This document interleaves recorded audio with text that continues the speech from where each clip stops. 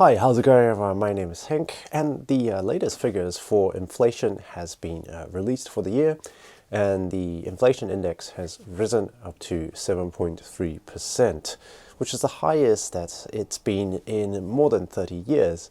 So this is higher than the 7.2% range that many economists have forecasted, and also higher than the 7% that from the most recent forecast by the Reserve Bank.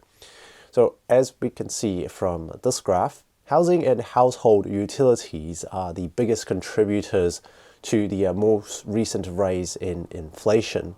Now, with the cost of new buildings increasing by 18%, rent has also been up by around 4.5%. So petrol prices such as 91 octane petrol have also gone up.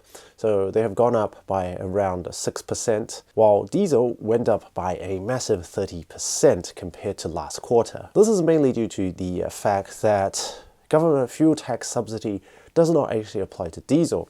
And because tractors and trucks and all those working vehicles tend to run on diesel, there's a significant increase in transportation costs for the suppliers, which of course gets passed on to the consumers. But if we look at the price of crude oil prices have actually dropped by around 20% since June. But have we seen anywhere close to a 20% price drop in the fuel price? Well, that may be coming. Fuel prices have finally dropped when the government started questioning the fuel companies about their prices. It's like the fuel company saying, haha, you caught me pocketing money for the last few months. I'll lower my prices now. Food prices were also up by around 1.3% for the quarter. Prices of everything is going up. I'm sure we all are pretty much aware of that.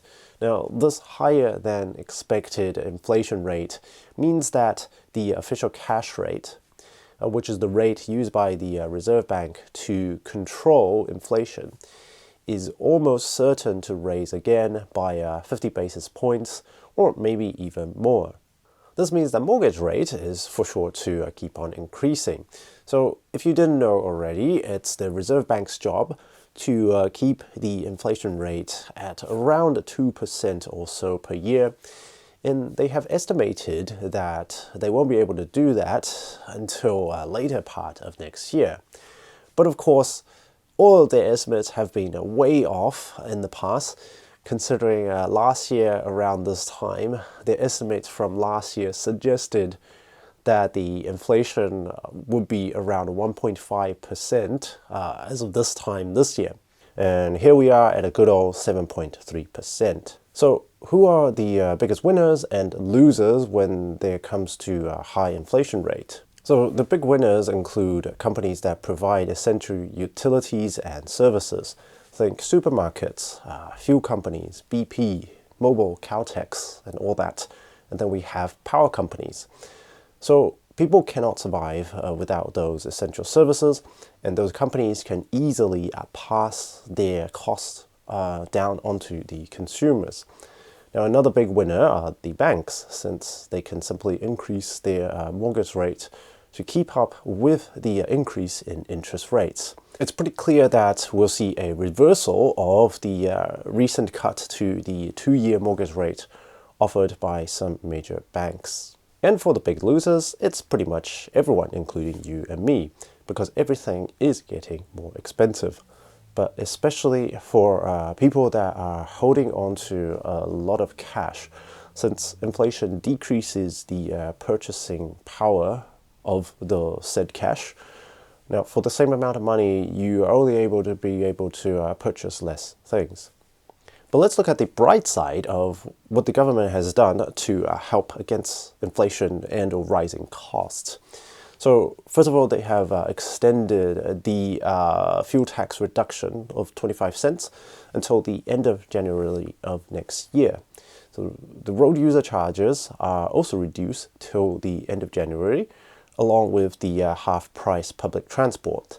Now, personally, I think the half-price public transport is a really great idea, even though I don't actually personally use public transport that much. There's also a temporary cost of living support of around $27 per week for people earning less than $70,000 per year.